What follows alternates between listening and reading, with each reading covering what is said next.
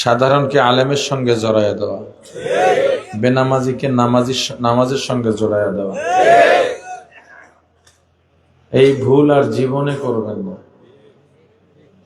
যখনই মসজিদে যাবেন, মজলিসে যাবেন, উলামায়ে কেরাম দরুদ পড়লে সাথে সাথে পড়বেন। যেখানে সুবহানাল্লাহ বলা বলবেন। আলেম কোনো প্রশ্ন করলে উঁচু আওয়াজে জবাব দেবেন। ঠিক আছে? এখানে দাঁড়ায় রয়েছেন, কষ্ট হয় না? এই কোনায় একটু জায়গা আছে, এদিকে আসেন। আসেন, জাগো বেশি সব, যারা আগে আসবেন সব বেশি পাবেন। আগে আসলে সওয়াব বেশি পারবেন। দেখা যাক কাদের সওয়াবের দরকার।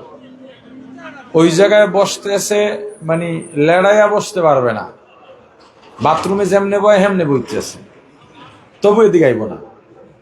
অথচ সওয়াবের অফার দিলাম, যদি কইতাম এক প্যাকেট চানাচুর দেওয়া হবে তো এডি উঠতেও যে হেন বইতে হেল অবস্থা।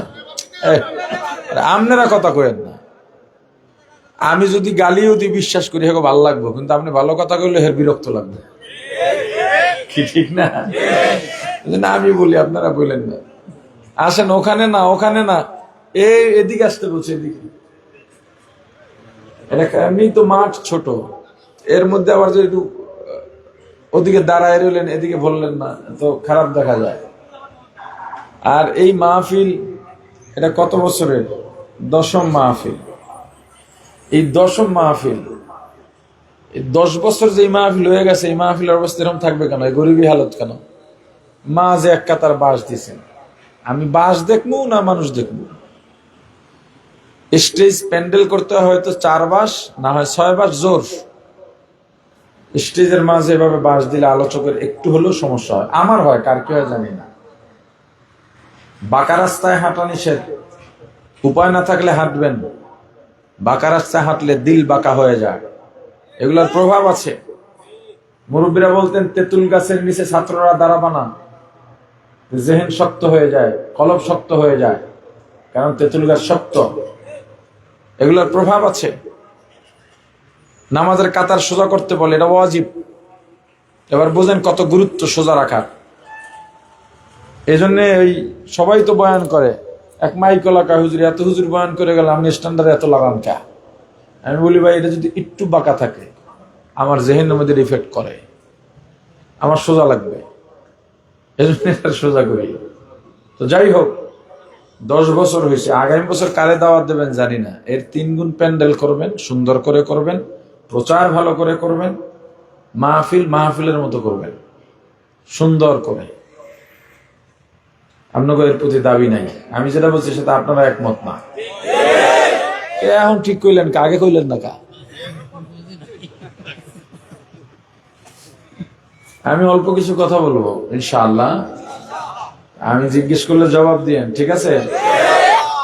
আল্লাহুম্মা সাল্লি আলা মুহাম্মাদ ওয়া আলা আলি মুহাম্মাদ কামা সাল্লাইতা আলা ইব্রাহিম ওয়া আলা আলি ইব্রাহিম ইন্নাকা হামিদুম মাজিদ। اللهم بارك على محمد وعلى آل محمد كما باركت على إبراهيم وعلى آل إبراهيم إنك حميد مجيد. يا حي يا قيوم برحمتك استغيث أصلح لي شأني كله ولا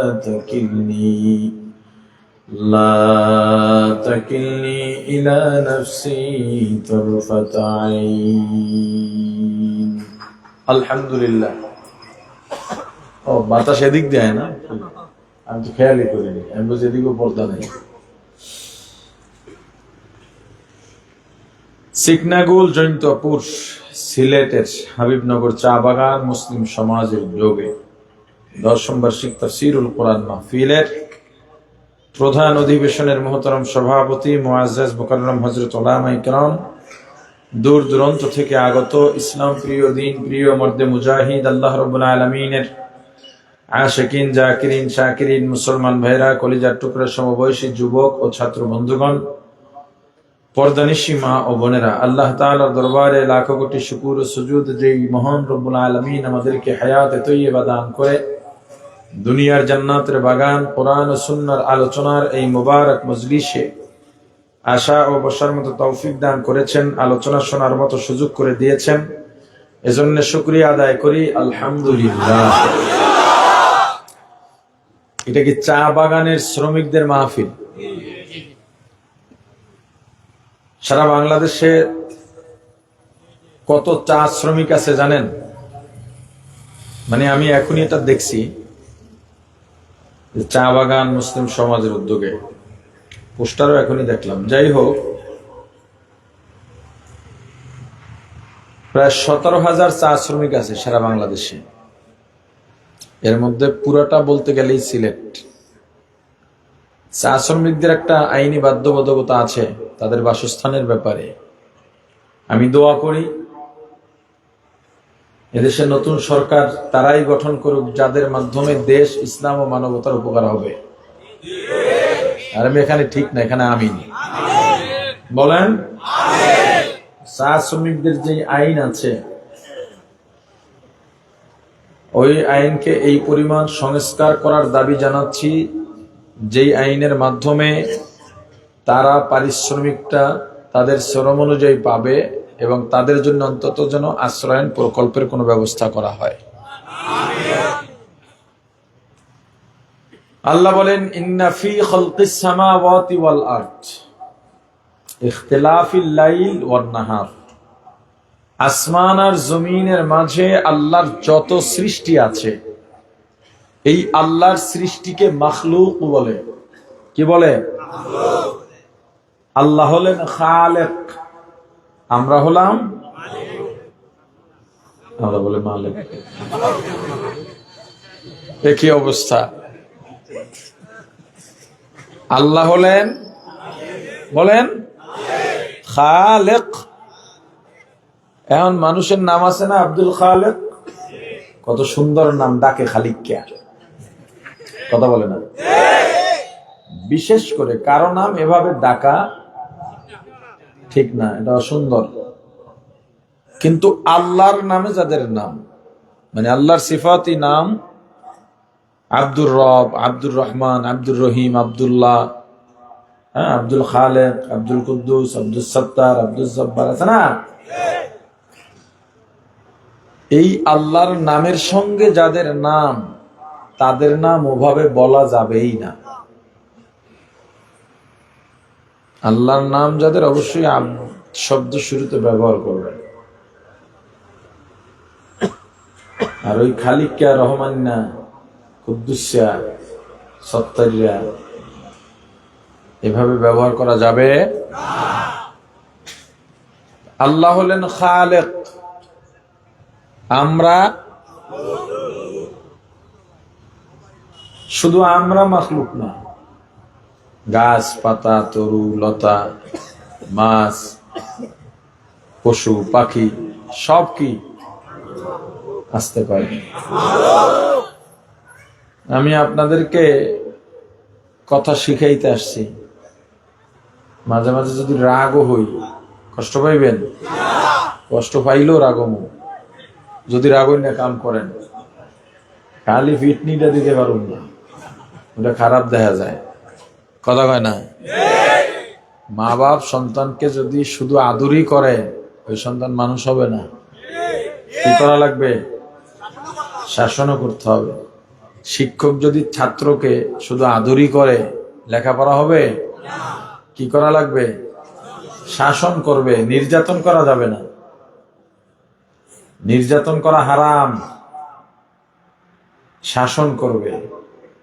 শাসন আর নির্যাতনের পার্থক্যটা কি? শাসন এমন শাস্তি, যেই শাস্তিতে সে শারীরিক ব্যথা পাবে, এমনকি কান্নাও করবে, কিন্তু ডাক্তার দেখালো লাগবে না, এমনি ভালো হয়ে যাবে। বুঝেন নাই? হাতে 2টা বেত দিয়ে বাড়ি দিল, অনেক ব্যথা। কিছুক্ষণ পর ব্যথা নাই, দাগও নাই। কান ধরায় দাঁড় করায় রাখছে। কতক্ষণ আর এক পায়ে দাঁড়ায় থাকা যায়? অনেকক্ষণ দাঁড়ায় আর পারে না, বসে পড়তেছে, আর শক্তি নাই। এরপর মাফ কর, ঠিক আছে এখন যা, কিছুক্ষণ পর ঠিক হয়ে যাবে।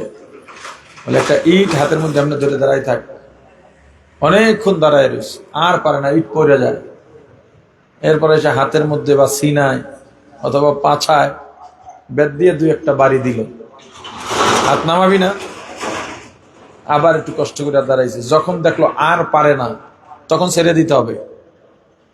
না পারার অভিনয় করলে এটা বুঝতে হবে। এটা না বুঝলে তুমি কিসের শিক্ষক? বুঝে না, সে পারে এখনো, কিন্তু না পারার অভিনয় করতেছে। এটা তো শিক্ষকের বুঝতে হবে। না বুঝতে পারলে তখন তার অভিনয়ের কাছে পরাজিত হবে। এই যে রাখলো, হাত ব্যথা হয়ে যাবে। আমি একটু রাখছি, তাতে হাত ব্যথা করে। এই ব্যথা কিছুক্ষণ পরে থাকবে না। এই ব্যথার জন্য ওষুধও খাওয়া লাগবে। এটা শাসন, এটা করবে। এমন ভাবে ব্যত্রাঘাত করেছে, চামড়া উঠে গেছে, মাথা ফাটিয়ে ফেলছে। এত জোরে ব্যত্রাঘাত করছে, এখান থেকে লাল হয়ে গেছে ব্যথা। ওষুধ খাইয়া সুস্থ হওয়া লাগছে। এটা নির্যাতন, এটা করা যাবে। তো আমি তো এই মুহূর্তের জন্য আপনার শিক্ষক। এটা আপনি আমাকে বানাইছেন, এই চেয়ারে বসাইছেন আপনারা। আমি তো জোর করে আসি না, আসছি। বরং যদি বলতাম আজকে যাইতে পারুন না, তো কেমন ঘটে যেত। এখানে কমিটি ফলায় থাকতো আপনাদের জন্য, হুজুর আইলো না কি। তাহলে আমাকে আপনারা আনছেন, শিক্ষকের আসনে বসাইছেন, আপনারা স্বেচ্ছায়। আমি ভর্তিও নিছি, ফর্ম দিছি। এখন কি মাস চলে? জানুয়ারি শুরু। সারা বাংলাদেশে সব স্কুল নুরানি মাদ্রাসায় ভর্তি চলে। আমার স্কুলেও মাদ্রাসায় ভর্তি চলে। ফর্ম দিতে হয়, টাকা দিতে হয়, নিয়ম, ইন্টারভিউ দিতে হয়। আপনারা যে এই স্কুলে, এই মাদ্রাসায় ছাত্রের আসনে বসে গেছেন, ভর্তি ফর্ম পূরণ করা লাগছে? কথা বলে না, কিচ্ছু লাগে না, স্বেচ্ছায় এসে বসে গেছেন। হ্যাঁ, এখান থেকে আমি নেমে গেলে আবার আমি শিক্ষক কিন্তু থাকবো না। আপনি আমার থেকে জ্ঞানে, বুদ্ধিতে, ইলমে, আমলে, হিলমে, কৌশলে, পরহেজগারিতে, তাকওয়ায়, বয়সে আমার থেকে অনেক বড় হতে পারেন। কিন্তু এই মুহূর্তটায় আমি যেহেতু এই চেয়ারে বসেই গেছি, আমি আপনার শিক্ষক, আপনি আমার ছাত্র। আমি আপনার ডাক্তার, আপনি আমার রোগী। অতএব আমার ছাত্রকে শাসন যদি করা লাগে আমি করব, আদর করা লাগলে করব। আমি আসছি শিখাইতে। আমি গদবাদা ওয়াজ করে যাবো, 2টা গল্প বইলা যাবো, বাস আপনারা খুব খুশি। ওই বয়ান আগেও করি নেই, এখনো করব না, সামনেও যেন আল্লাহ না করান। আমি যেন আমার ছাত্রদের হক আদায় করে আমার শিক্ষকতার দায়িত্ব পালন করতে পারি। এই জন্য সব কথা মনে রাখবেন। তাহলে আল্লাহ হলেন, বলছেন খালেক, বলার সাথে সাথে সওয়াব হয়। এবার বলেন আল্লাহ হলেন। আমরা এই আল্লাহর যত সৃষ্টি বা মাখলুক আছে, রাত দিনের আবর্তন, পরিবর্তন, ইখতিলাফ, কখনো দিন রাতে ঢুকে যায়, কখনো রাত দিনে ঢুকে যায়। এখন আমরা মাগরিব পড়ি কয়টায়? এই 20 থেকে 30-এর মধ্যে সারা বাংলাদেশের মধ্যে মাগরিব হয়ে যায়। কয়টা? 20-30, 5টা। অথচ একটা সময় দেখা যায় 5টায় কেবল আসরের আজান দেয়। কথা কয় না? এখন এশার ওয়াক্ত হয়ে যায় 6টার আগে। আর এমন সময় হয় আমরা মাগরিবের নামাজ পড়ি 7টায়। কথা বলে না? এই যে এক সময় যখন দিন ছিল, সেটা এখন আমরা রাত পেয়ে গেছি। এই যে আবর্তন, এর মাঝে যারা জ্ঞানী, যারা, তাদের জন্য নিদর্শন আছে। জ্ঞানীদের জন্য, মূর্খদের জন্য না। জ্ঞানীদের জন্য নিদর্শন আছে। কিসের নিদর্শন? যেই আল্লাহকে দেখি নাই, ওই আল্লাহকে চেনার নিদর্শন। যেই জান্নাত জাহান্নাম দেখি নাই, ওই জান্নাত জাহান্নাম চেনা বোঝার নিদর্শন। যারা জ্ঞানী তারা আল্লাহর মাখলুক দেখে আল্লাহকে পেয়ে যাবে, জান্নাত বিশ্বাস করে ফেলবে, জাহান্নাম বিশ্বাস করে জাহান্নামের ভয়ে কাঁদবে, জান্নাত বিশ্বাস করে জান্নাতের আশায় আমল করবে, আল্লাহর আযাব ও গজব ও গুসার ভয় করবে, আল্লাহর রহমতের আশা করবে, আল্লাহর উপরে ঈমান আনবে, আমার রাসূলের তরিকা মতো চলবে। আর যারা মূর্খ, ওরা এগুলোর থেকে কোনো ফায়দা নিতে পারবে না। নিদর্শন কাদের জন্য বলছে নিদর্শন কাদের জন্য? জ্ঞানীদের জন্য। যারা জ্ঞানী তারা আল্লাহর নিদর্শন পাবে।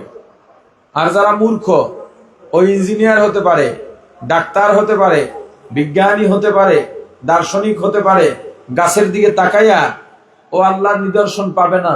ও পাবে এই গাছ কতদিনে প্রাপ্তবয়স্ক হয়, এই গাছে কতদিনে ফল ধরে, এই গাছের গোড়ায় কতটুকু পানি দিলে, কোন সার দিলে গাছটা ভালো থাকবে, এই গাছের আয়ু কতদিন, এই গাছের তক্তা কেমন হবে, এই গাছ দিয়ে ফার্নিচার করলে কেমন হবে, এটা খুঁজে বের করে বিশাল জ্ঞানী সাজে প্রকাশ করার পরে মানুষ ফুলের মালা দেয়। আর আল্লাহ বলেন, তুই এখনো মূর্খ, আমার দরবারে তুই জ্ঞানী না।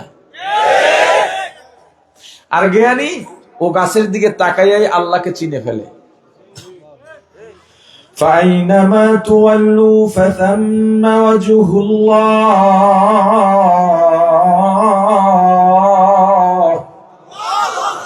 আল্লাহ বলেন, তুমি যেদিকে ঘাড় ফিরাইবা, চেহারা ঘুরাইবা, মুখ ঘুরাইবা, সেদিকেই আমি আল্লাহ। কথা কয় না? তার মানে আল্লাহকে দেখা, তবে আল্লাহকে দেখা যায়। কারা দেখতে পায়? কথা কয় না? জ্ঞানীরা দেখতে পায়। কারা দেখতে পায়? আরো জোরে, কারা দেখতে পায়? জ্ঞানীরা দেখতে পায়। যেমন জ্ঞানী গাছের দিকে তাকাবার পর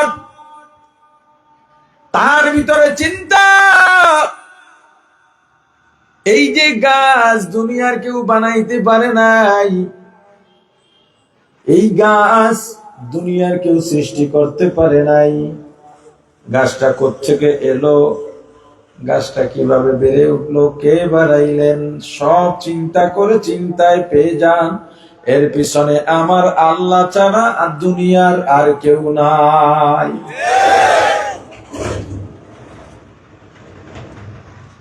এই যে আল্লাহকে চেনা, হযরত ইব্রাহিম আলাইহিস সালাম ছোট, তার ভিতরে একটা আকাঙ্ক্ষা জাগলো, আমাকে এত সুন্দর করে যিনি বানাইলেন তিনি কে? আমার এই সৃষ্টিকর্তাকে লাগবে। আমারে এত সুন্দর করে বানাইছেন, তার মানে আমার উপর তার ভালোবাসা আছে। কথা বলে না? শুধু বানান নাই, বানাবার পরে আমার অক্সিজেন লাগবে, তা দিলেন, আমার আলো লাগবে, সেটাও দিলেন। এবং এই আলো দিতে আমাকে কখনো সে ত্রুটি করে না।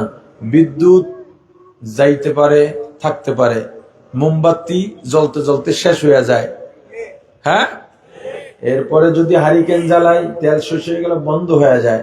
কিন্তু আমাকে নিয়ম করে করে প্রতিদিন সকালে আমাকে আলো দেওয়া শুরু করে, সন্ধ্যায় আলো নিবাইয়া আমার ঘুমের ব্যবস্থা করে দেয়। সবসময় আমাকে বৃষ্টি দিতেছেন, আমাকে পানি দিতেছেন। জোয়ার ভাটা হয় বা জোয়ার যখন হয়, এত পানি কোত্থেকে আসে, কে পাঠান? এটা তো মানুষের দ্বারা সম্ভব না। একই পাত্রের ভিতরে আপনি পানি একদিক থেকে উঁচা, একদিক থেকে নিচা রাখতে পারবেন? কথা বলে না? একটা বালতির মধ্যে পানি ঢাললেন, বালতির ভিতরের পানি একদিকে উঁচা একদিকে নিচা করতে পারবেন? ধরেন এই যে মাইক, উঁচা নিচা আছে না নাই? কিন্তু পানি দিলেন, এইভাবে উঁচা নিচা করতে পারবেন? ও সমান হয়ে যাবে। কথা বলে না? তাহলে এটা কি করে? এটা তো দুনিয়ার কেউ পারার কথা না। এর পিছনে একজন আছে না নাই? কথা বলে না?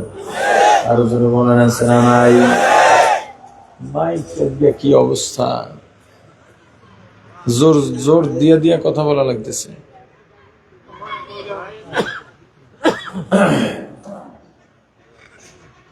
এই খোঁজা শুরু করলেন, এর পেছনে কে আছেন?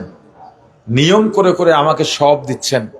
এই সিজনে ধান, ওই সিজনে আটা গম, আর এক সিজনে আঙ্গুর, আবার তরমুজ, আবার কলা। মানে আমাকে না খাওয়াইয়া রাখেন নাই। কত নেয়ামত! ওয়া ইন তাউদ্দু নি'মাতাল্লাহ,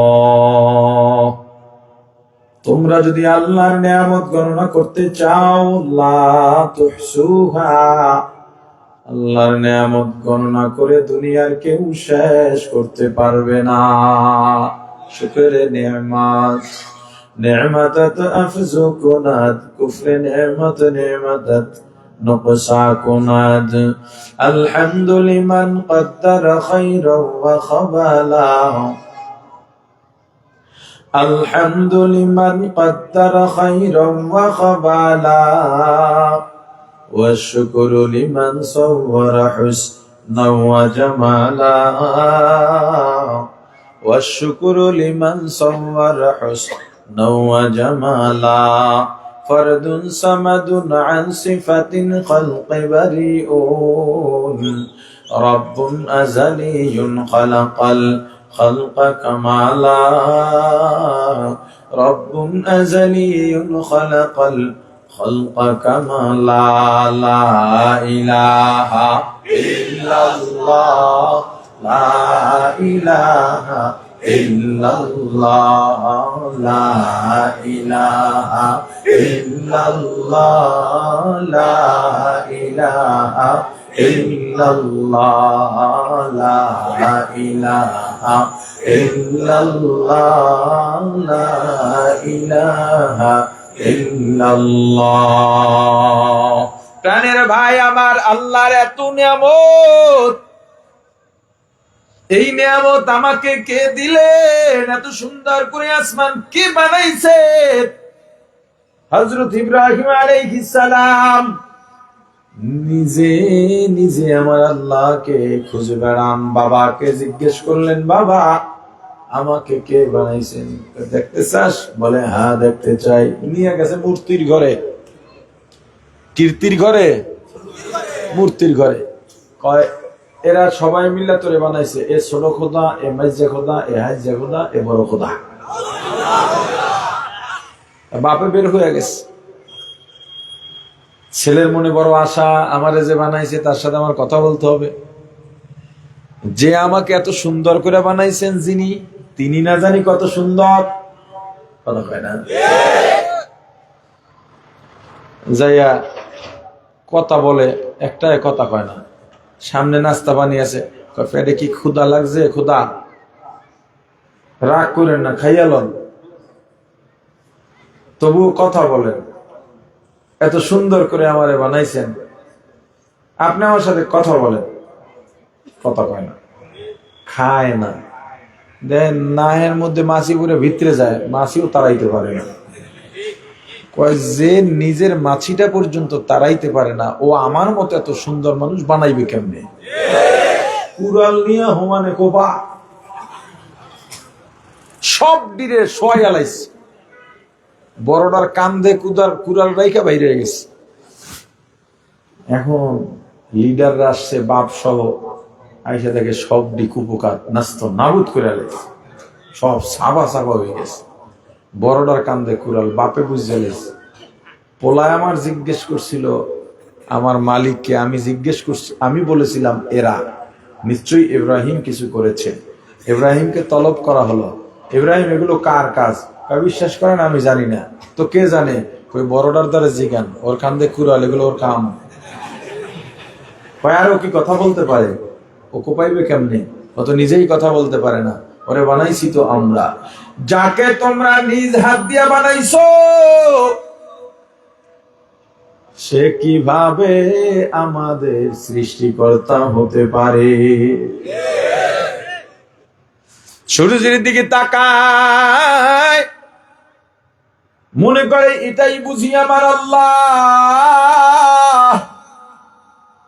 কিন্তু যখন সূর্য অস্ত যায়, আবার ভুল ভাঙে, যার অস্তিত্ব থাকে না, এটা আমার সৃষ্টিকর্তা হতে পারে না, আমার মালিক হতে পারে না। আবার পূর্ণিমার চাঁদ দেখে মনে করেন এটাই আমার প্রভু হবেন। এত সুন্দর নির্মল আলো আর কেউ দিতে পারে না।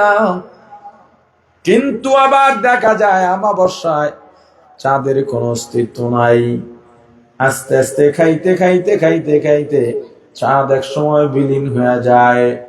তখন আবার ভাবেন না, না, এও আমার মালিক হতে পারে না। তাহলে মালিককে? এগুলোর পেছনে যিনি আছেন, সূর্য যিনি বানাইছেন, চন্দ্র যিনি বানাইছেন, আসমান যিনি বানাইছেন, জমিন যিনি বানাইছেন, সাগর যিনি বানাইছেন, বৃষ্টি যিনি দান করেন, নেয়ামত যিনি দান করেছেন, তিনি আমার আল্লাহ। আমার আল্লাহ এমন কেউ হবেন যার শুরু নাই শেষ নাই, যার লয় নাই ক্ষয় নাই, যিনি দুনিয়ার কারো কাছে ঠেকা থাকবেন না। দুনিয়া যিনি সৃষ্টি করেছেন, সৃষ্টি তার কাছে মুখাপেক্ষী। আল্লাহু লা ইলাহা ইল্লা হুয়াল হাইয়ুল কাইয়্যুম।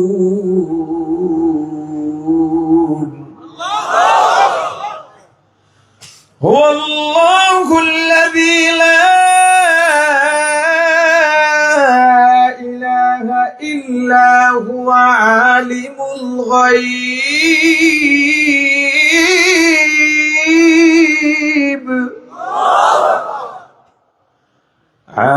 আলিমুল গায়বি ওয়াশ শাহাদাতি হুয়ার রাহমান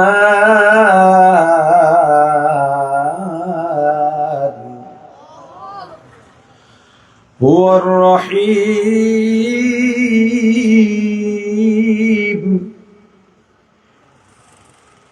হুয়ার রহমানুর রহিম।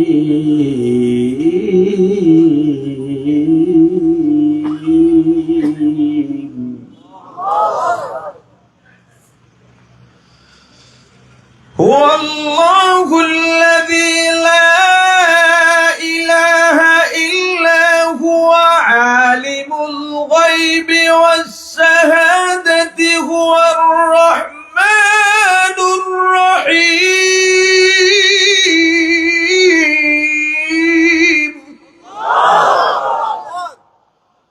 হুয়াল্লাহুল্লাযী লা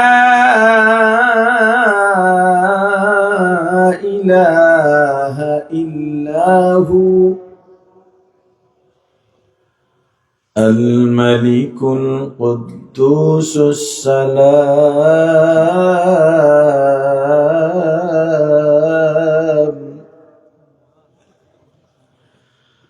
আল মুমিনুল মুহাইমিনুল আজিজুল জাব্বার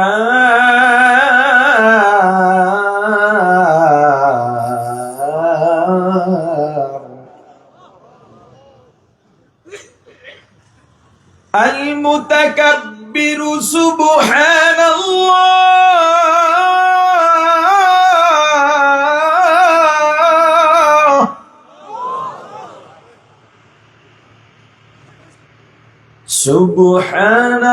সুবহানাল্লাহি আম্মা ইউশরিকুন।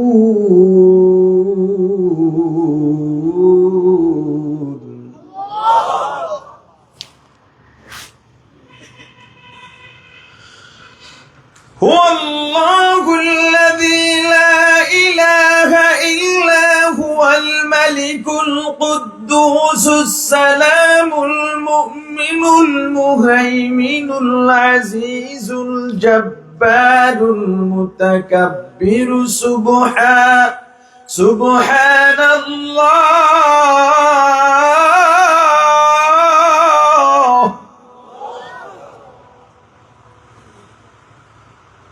সুবহানাল্লাহি আম্মা ইউশরিকুন।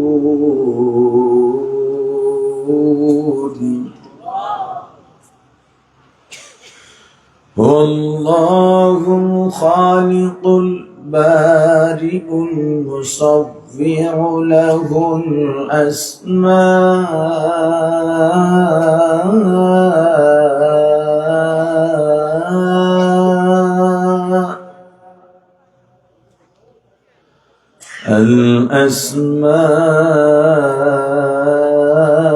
الأسماء الحسنى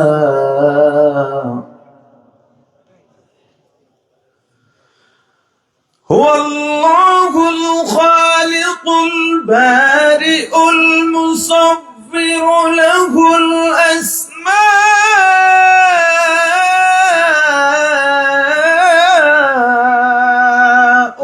হুসনা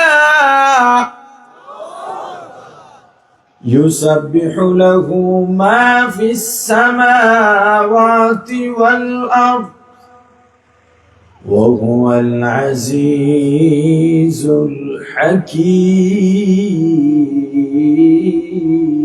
الحكيم قل هو الله أحد قل هو الله أحد الله الصمد لم يلد ولم يولد ولم يكن له كفوا أحد لا جد ولا ند ولا حد لمولاه لا جد ولا ند ولا حد لمولاه الآن كما كان ولم يلقى زوالا الآن كما كان ولم يلقى زوالا لا جد ولا جدة لا عم وخالا لا جد ولا جدة لا عم وخالا لا هيئ لا سورة لا شبه لمولاه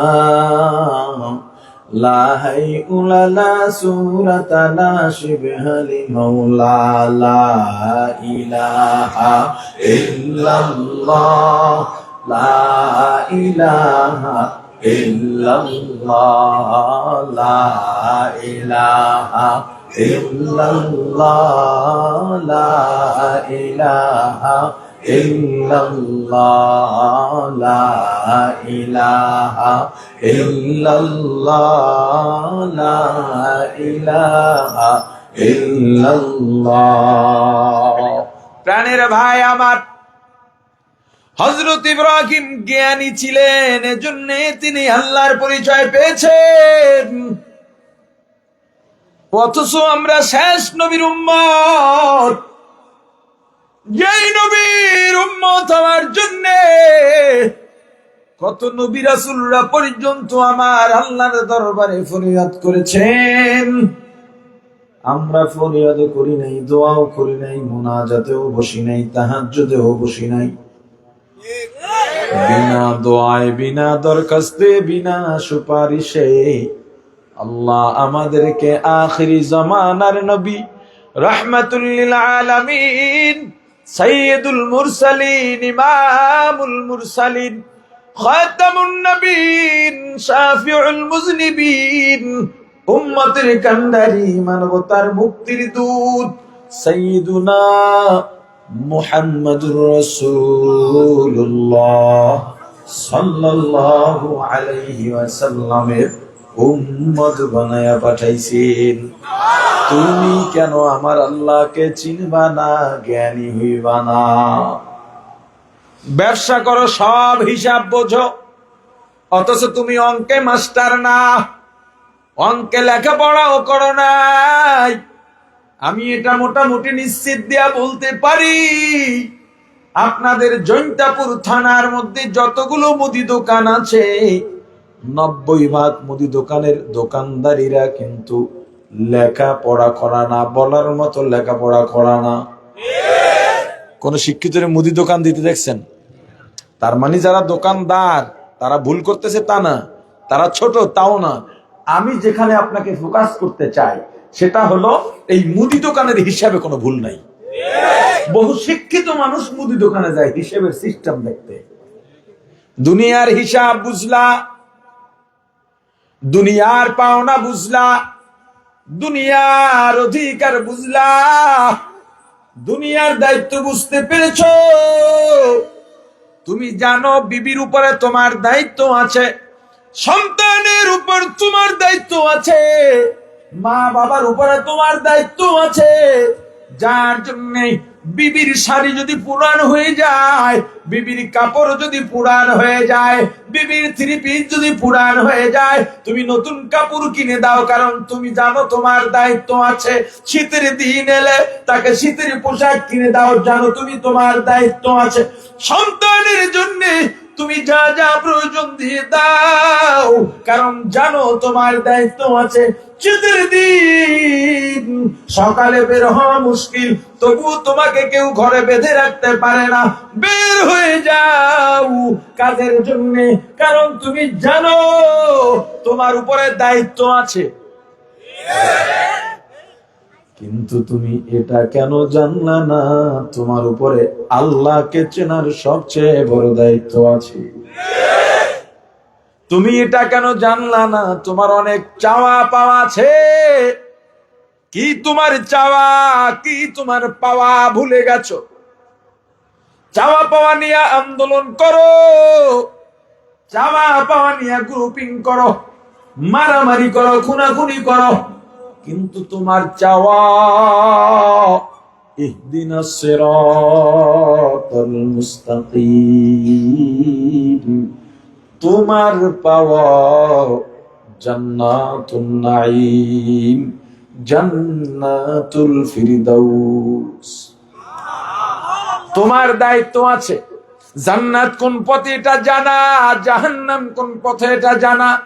জানার পরে জাহান্নামে যাওয়ার কারণগুলো তোমার ভিতর থেকে বাদ দেওয়া, জান্নাতে যাওয়ার কারণগুলো আমল করা তোমার দায়িত্ব আছে। আমার আল্লাহকে চেনা তোমার দায়িত্ব আছে। 5 ওয়াক্ত নামাজের বিছানায় দাঁড়ানো তোমার দায়িত্ব আছে। আমার রাসূলের উপরে দরুদ পড়াও তোমার দায়িত্ব আছে। আমার রাসূলের তরিকায় চলা তোমার দায়িত্ব আছে। মাথায় টুপি দেওয়া তোমার দায়িত্ব আছে। দাড়ি রাখা তোমার দায়িত্ব আছে। টাকনুর উপরে কাপড় পরা তোমার দায়িত্ব আছে। রমজান মাসের রোজা রাখা তোমার দায়িত্ব আছে। রমজান মাসে দিনের বেলায় হোটেল রেস্তোরাঁ বন্ধ রাখা। দুনিয়া বুঝলা, মূল দায়িত্ব সম্পর্কে তুমি বেখবর, কারণ তুমি মূর্খ। তুমি কি মূর্খ? তুমি বড় ডাক্তার, চিকিৎসা নাও, ভিজিট নাও 2500 টাকা, 2000 টাকা, 1500 টাকা, আর একটা পাট লও। আমি কত জ্ঞানী, ঠ্যাঙের উপরে ঠ্যাং ফালায়া এসির মধ্যে বৈশা পা নাড়াও আর সিগারেট ফুকো। আল্লাহর আদালতে তুমি মূর্খ, মূর্খ, মূর্খ। জ্ঞানীরা আল্লাহরে চেনবে, আরে বলে না? হ্যাঁ, তবে এটা আল্লাহর কাছে হেদায়েত চাইতে হবে। মান ইউরিদিল্লাহু বিহি খায়রান ইউফাক্কিহু ফিদ্দীন। আল্লাহর কাছে হেদায়েত চাও, হেদায়েত চাও, হেদায়েত চাও। আল্লাহ যাকে পছন্দ করবেন তাকে দ্বীনের বুঝ দিয়ে দিবেন। আল্লাহ এমনি এমনি পছন্দ করবেন না, চাওয়া লাগবে। এই পৃথিবীর প্রথম ব্যক্তি যিনি চাঁদে গিয়েছিলেন, নীল আর্মস্ট্রং। চাঁদে গিয়ে চাঁদ নিয়ে গবেষণা করছে, আল্লাহর সৃষ্টি নিয়ে গবেষণা করে কেউ কেউ আল্লাহকে না খুঁজেও আল্লাহকে পেয়ে যান। কথা হয় না? আল্লাহকে না খুঁজেও পেয়ে যান। এটা কপালে থাকতে হয়, আল্লাহর রহমতও লাগে, আর বিনয়ী হতে হয়। বিনয়ী মানুষকে আল্লাহ দয়া করেন, রহম করেন।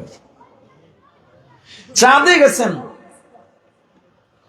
গিয়ে দেখে চাঁদের ভিতর একটা দাগ। ব্যাপার কি? চাঁদের দাগ কেন? কোন বর্তন ফেটে গেলে জোড়া দিলে যেমন দাগ থাকে, চাঁদের মধ্যে এই দাগ রয়ে গেছে। গবেষক মানুষ, দুনিয়ার যাবতীয় জ্ঞান আল্লাহ দিয়ে দিয়েছেন। আবার পৃথিবীতে ফিরে এলেন চাঁদ থেকে, কিন্তু মাথা থেকে ওইটা যায় নাই, চাঁদ কেন ফাটা, চাঁদে কেন দাগ। গবেষণা করলেন, গবেষণায় পেয়ে গেলেন আবু জাহেল কাট্টা কাফের, আমার রাসূলের সামনে গিয়া হাতের মুষ্টিবদ্ধ করে বলে, মোহাম্মদ আপনারা এখন কি বলবেন? বই রইলেন কে? এখানে তো বেত নিয়ে ইচ্ছা মতন পিটানি দেওয়া দরকার।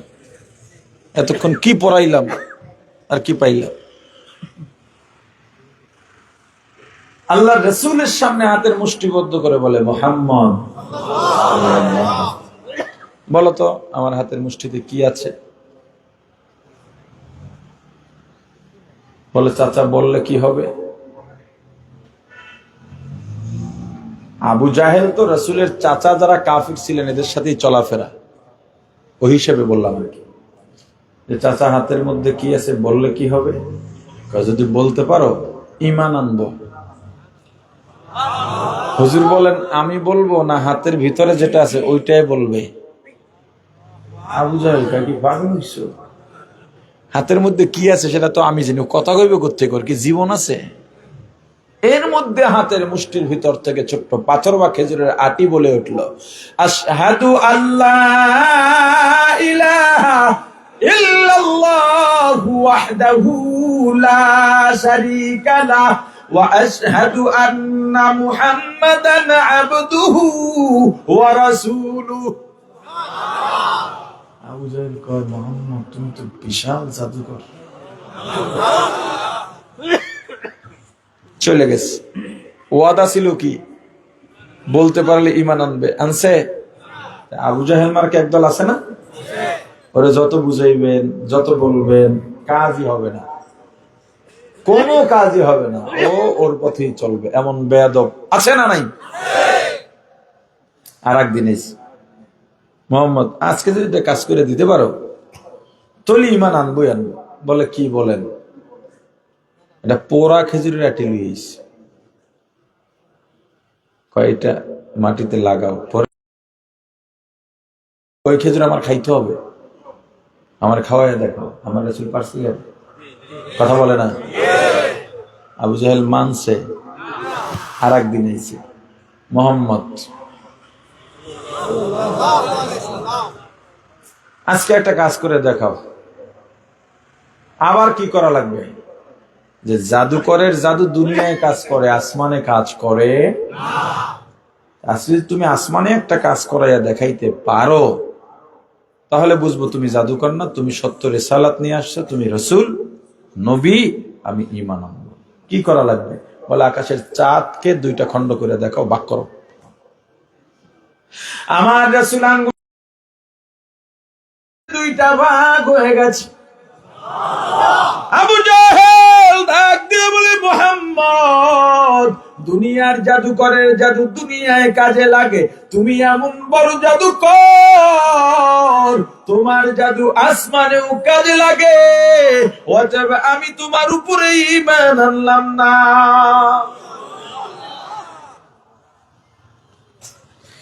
নীল আর্মস্ট্রং এই ইতিহাস পাইয়া এখন এটাকে যাচাই করতে চান যে এই ঘটনা সত্য কিনা। তিনি ইতিহাস খুঁজতে খুঁজতে পেয়ে গেলেন, ওই সময় যত রাষ্ট্রের রাষ্ট্রপ্রধান ছিল সবাই সাক্ষ্য দিয়েছেন, ওই দিন আমরা সবাই আকাশের চাঁদ দুই ভাগ হতে দেখেছি। আমাদের কাছে খবর এসেছিল এটা আব্দুল্লাহর বেটা মুহাম্মদের আঙুলের ইশারায় দুই ভাগ হয়েছিল। নীল আর্মস্ট্রং আর দেরি করেন নাই, সাথে সাথে কালেমা পড়ে মুসলমান হয়ে গেছে। এই ইতিহাস খুঁজে পাইবেন না সহজে, কারণ এগুলো ওরা গোপন করে।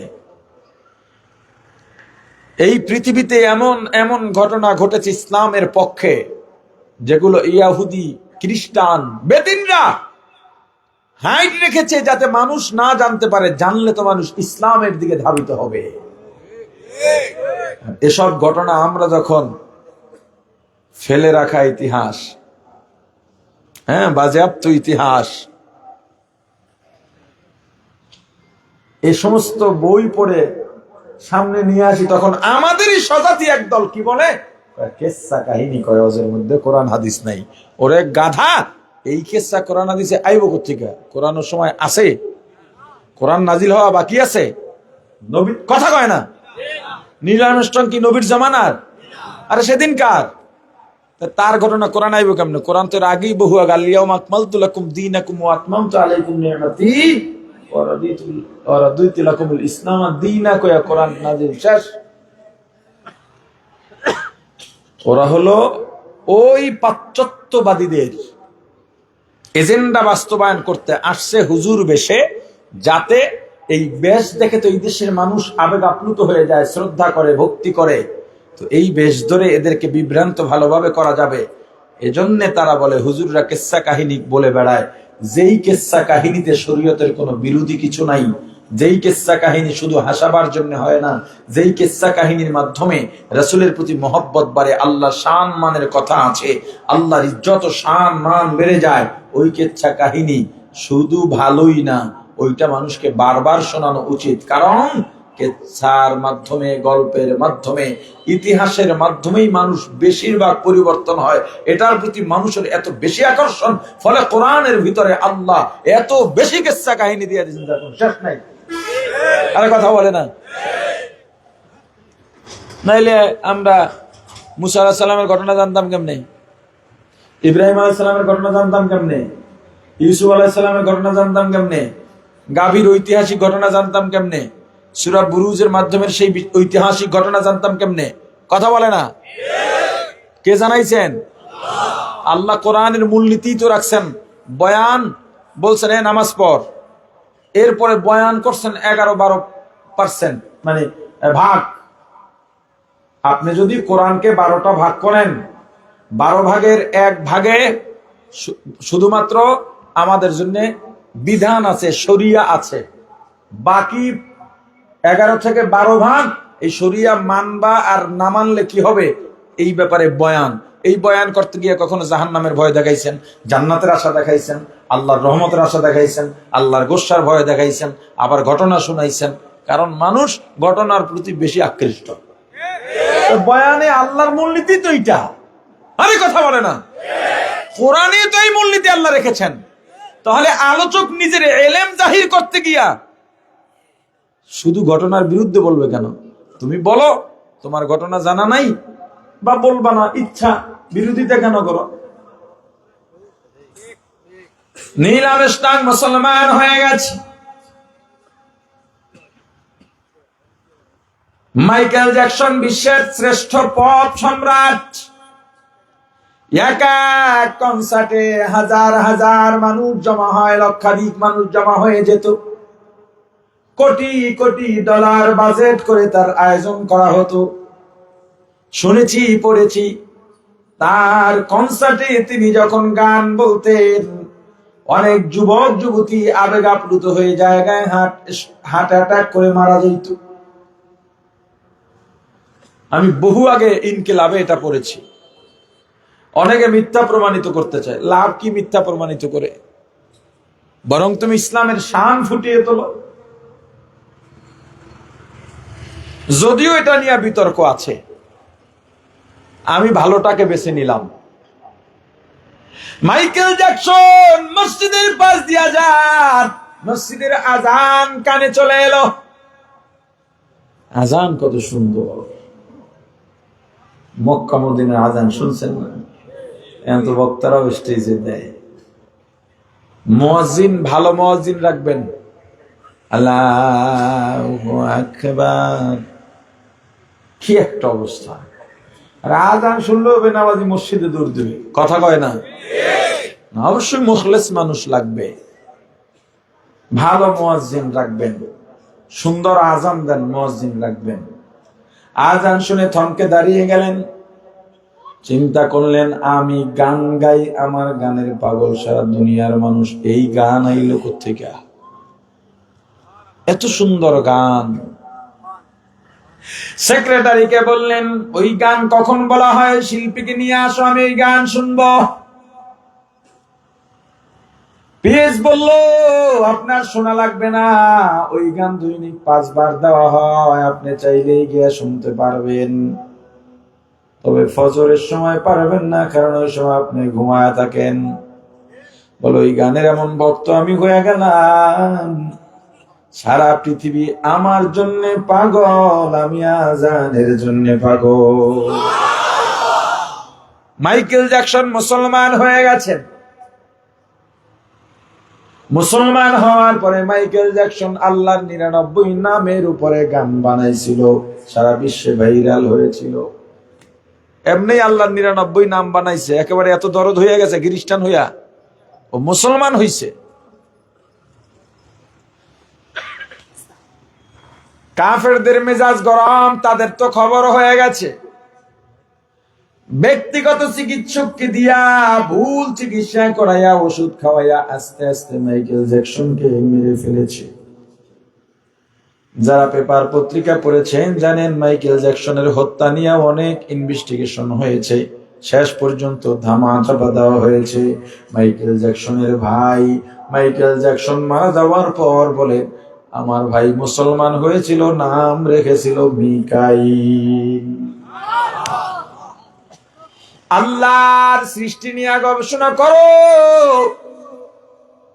আল্লাহকে পাওয়ার জন্য আমেরিকা যাওয়ার দরকার নাই, আল্লাহকে পাওয়ার জন্য মক্কা মদিনাও যাওয়া লাগে না, আল্লাহকে পাওয়ার জন্য ইউরোপ আমেরিকা যাওয়া লাগে না। আল্লাহকে যদি পাইতে চাও সহজেই পাইয়া যাইবা। দেখো তুমি একটা কুমড়ার আটি লাগাইছো, কুমড়া চেনেন? কুমড়ার আটি মাটির মধ্যে লাগা দিলা, এইটা লাগাবার জন্য লেখাপড়া করা লাগে না, ডিগ্রি অর্জন লাগে না, সনদ লাগে না। একটা কুমড়ার আটি একজন মহিলা পর্যন্ত পৃথিবীর কোন বিজ্ঞানী পারে নাই 2টা পাতা তৈরি করতে। বরং গাছটা ওঠার পরে ভালো কেমনে থাকবে শুধু সেইটা পারে, কিন্তু একটা গাছ তৈরি করে দেখাইতে পারে নাই। ওই 2টা পাতার মধ্য থেকে আরো পাতা উঠে, আরো পাতা উঠে, আরো পাতা উঠে, এইভাবে এক সময় বড় লতা হয়ে যায়, পাতাগুলো বড় হয়ে যায়। প্রত্যেকটা পাতার গোড়ার থেকে আবার হলুদ রঙের ফুলের কলি বের হয়, ওই ফুলের গোড়ার থেকে কলির গোড়ার থেকে ছোট্ট কুমড়া বের হয়। ওই কুমড়াটা এক সময় অনেক বড় আকার ধারণ করে। যাত্রাবাড়ি কাঁচা আড়তে, সবজির আড়তে আমি নিজে আরো কয়েক বছর আগে 13 মণ ওজনের কুমড়া দেখেছি। এক কুমড়ায় 1 ভ্যান ভরা একটা কুমড়া, আর মানুষ বসার জায়গা নাই। এখনো মাঝে মাঝে নেটে দেখবেন বিভিন্ন জায়গায় বড় বড় কুমড়া হয়। তরমুজ দেখছেননি? আরে কথা কয় না।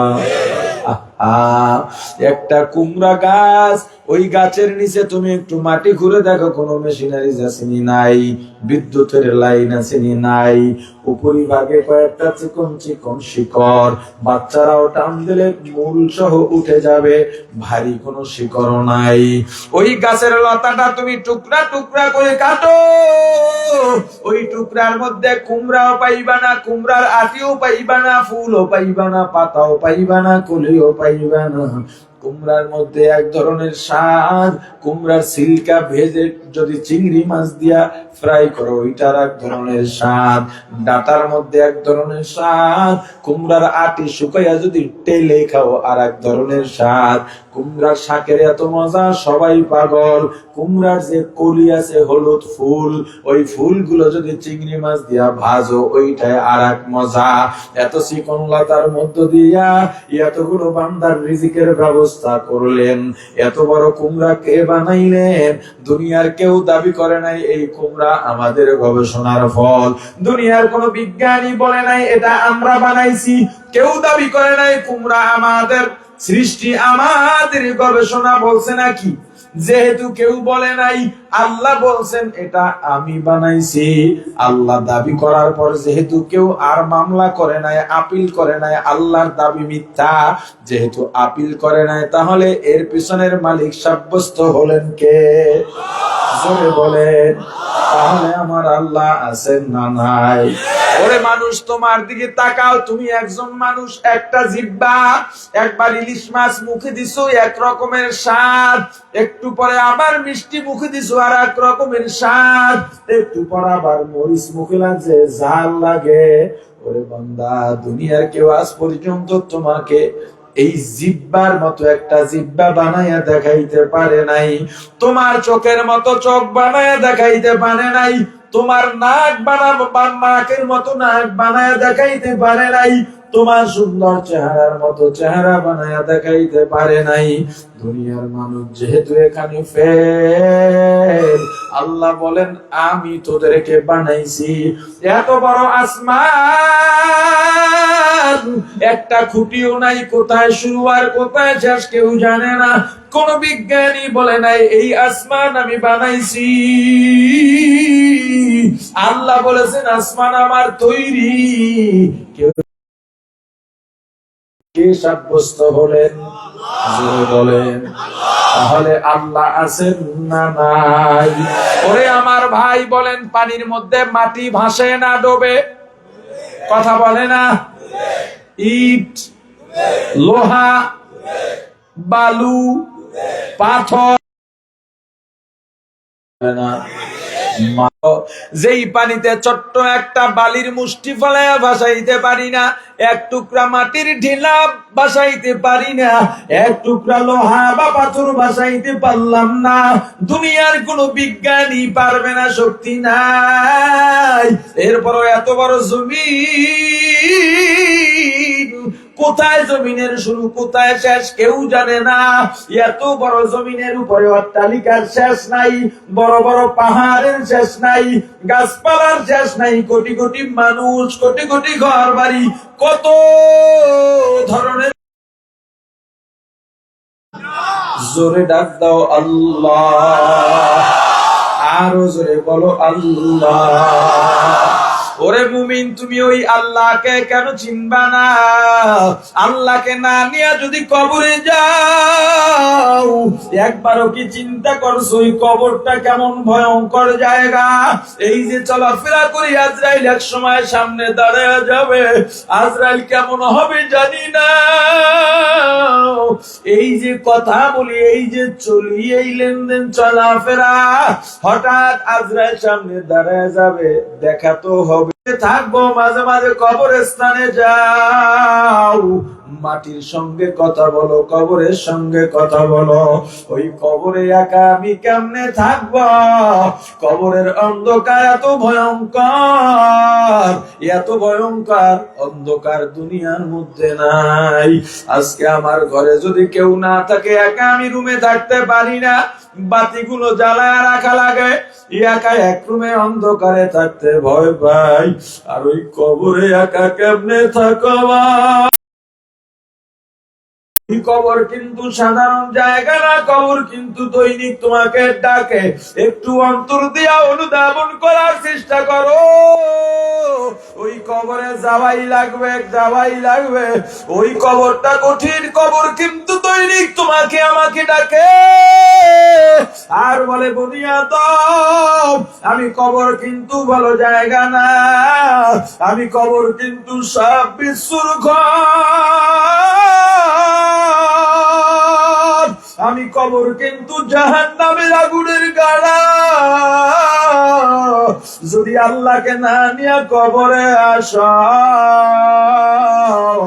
ওই কবরের দুই দিকের মাটি এমন ভাবে চাপ মারবো, ডান পাথরের হাড্ডিগুলো ভেঙে বাম পাথরে চলে যাবে, বাম পাথরের হাড্ডিগুলো ডান পাথরে ঢুকে যাবে, জাহান্নামের আগুনে কবরটা ভরে যাবে। আমার ভাই, আহারে বিষাক্ত সাপ দুনিয়ায় মোবাইলে দেখলেও ভয় পাই, খাঁচার মধ্যে দেখলেও ভয় পাই, ক্যানভাসাররা নিয়ে আসে, দাঁত নাই বিষ নাই, তবুও দেখলে ভয় পাই।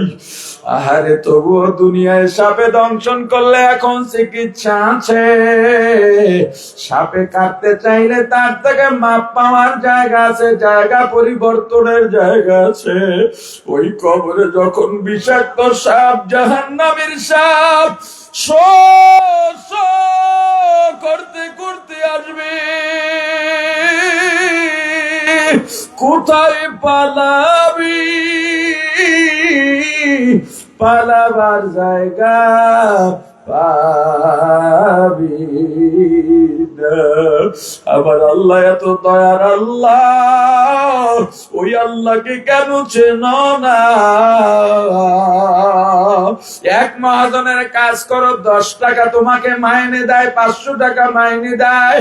আর এক মহাজনের কাছে গেছো, 600 টাকা দিছে, তার প্রতি তোমার কৃতজ্ঞতা শেষ নাই।